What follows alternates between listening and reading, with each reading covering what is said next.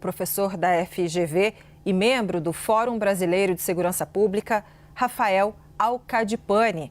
Rafael, muito obrigada pela sua presença aqui na CNN. Eu começo te perguntando sobre qual que é o recado, que uma facção como o PCC dá no momento em que planeja ou que de fato executa, como aconteceu com o Rui Ferraz, a morte de autoridades que trabalham diretamente no combate a essas organizações. Boa tarde. Boa tarde a você, boa tarde ao Yuri, boa tarde a quem está nos assistindo.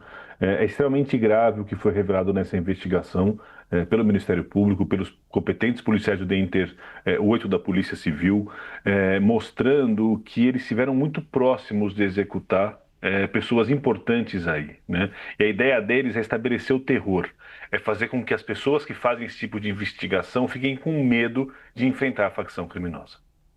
Pois é, Rafael, uma das questões que esse caso e o caso de Rui Ferraz também trouxe à tona, porque lá houve, de fato, infelizmente, a execução de uma pessoa que já não estava mais atuando diretamente no combate ao crime organizado, mas havia sido importante na estrutura da Polícia Civil Paulista no enfrentamento ao PCC.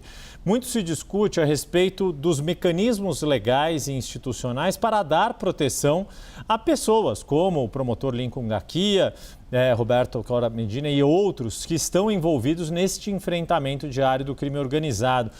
Ao seu ver, o quanto que o projeto de lei que o governo federal recém apresentou, chamado de Lei Antifacção, e demais medidas que podem ser tomadas no âmbito dos governos estaduais que cuidam das polícias civil e militar, o que pode ser feito para dar, de fato, a proteção necessária para que essas autoridades continuem combatendo o crime sem serem intimidadas por esse tipo de plano ou, pior ainda, pelo tipo de execução que ocorreu na Praia Grande contra o ex-delegado-geral Rui Ferraz Fontes.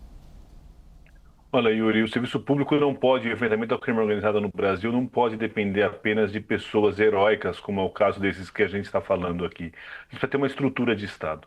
É preciso que a gente comece a criar órgãos colegiados, e grupos atuando de forma mais decidida para você tirar o foco do indivíduo e colocar o foco num grupo, para você não personalizar mais esse tipo de ação como está acontecendo aqui.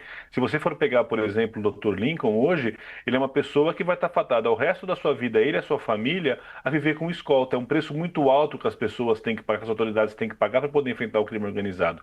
Isso que está sendo feito pelo governo federal, pelos governos estaduais, tudo ainda é muito tênue. A gente está ainda engatinhando em relação à proteção das autoridades, a criação de estruturas de Estado, que sejam estruturas de Estado que garantam às autoridades quase o anonimato na hora que for fazer esse enfrentamento. Então é preciso a gente fortalecer os grupos de ação, como a gente tem os GAECos, é preciso que a gente crie ações interagências. Eu defendo a criação de uma agência nacional de enfrentamento ao crime organizado, onde várias agências, várias polícias, Ministério Público sejam todas colocadas em conjunto, porque, Yuri, está ficando tarde demais. Foi por sorte que não houve execução dessas autoridades nesse momento. E a gente vê no caso da Itália, quando explodiram a rodovia, quando passava o juiz Falcone, que o crime uma hora consegue. E nós vamos esperar o quê? Ter outros atentados, outras ações espetaculares do crime organizado para tomar uma atitude? Vai ser tarde demais.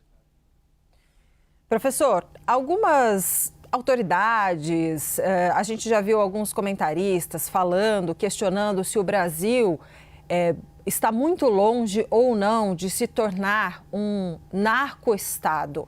Acho que a gente tem que explicar o que significa isso, até para que esse termo não seja usado levianamente. Então, gostaria que o senhor fizesse aqui uma breve explicação, sobre o que é, o que caracteriza um narco-estado e a avaliação que o senhor faz da situação do Brasil hoje em relação às organizações criminosas.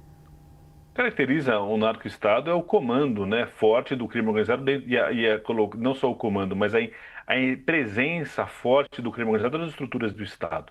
A gente vê isso acontecendo, por exemplo, no México, a gente vê isso acontecendo também na Venezuela de forma bastante marcante, a gente vê isso que aconteceu mais na Colômbia, embora a Colômbia tenha conseguido mudar um pouco a sua trajetória. Então, o narco-estado é um Estado que é comandado pelos narcotraficantes.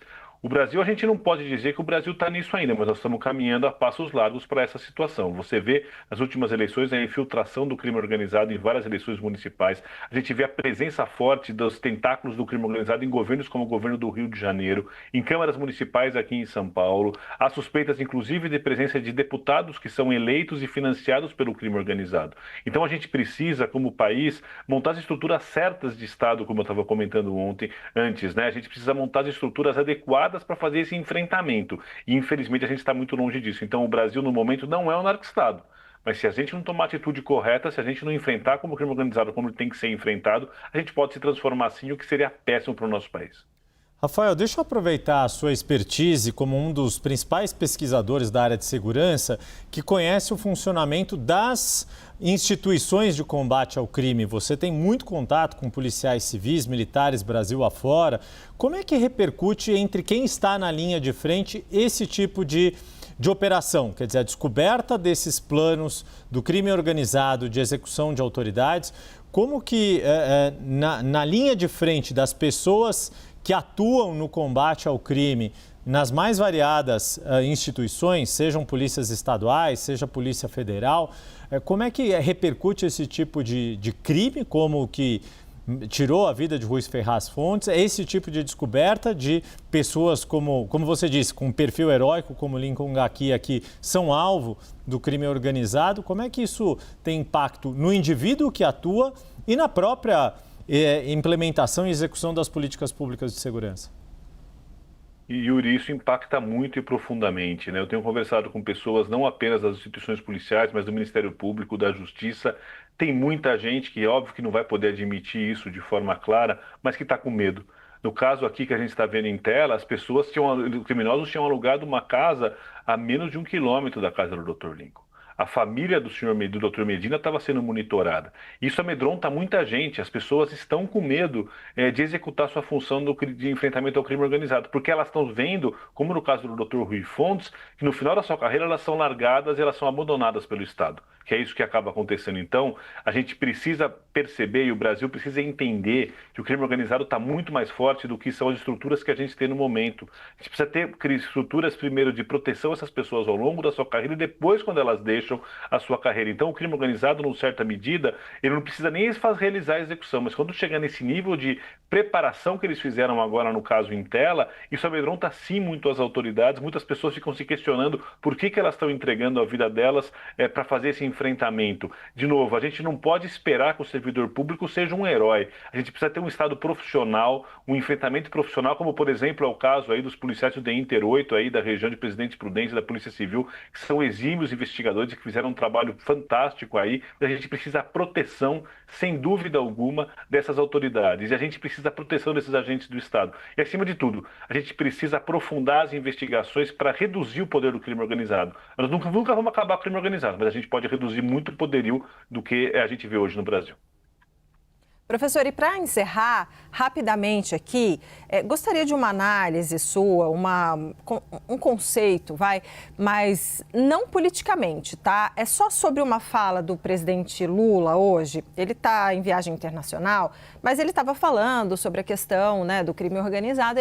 Aí ele diz o seguinte, depois ele até se retratou, se arrependeu de ter falado, diz que a expressão foi mal colocada, mas ele diz o seguinte, o traficante...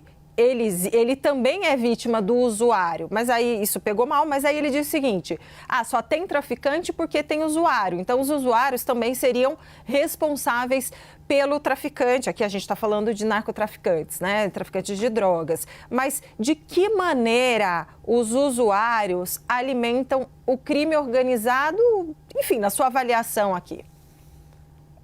Essa é uma frase péssima do principal mandatário do Brasil, que manda um péssimo sinal para todo mundo na situação que a gente vive nesse momento.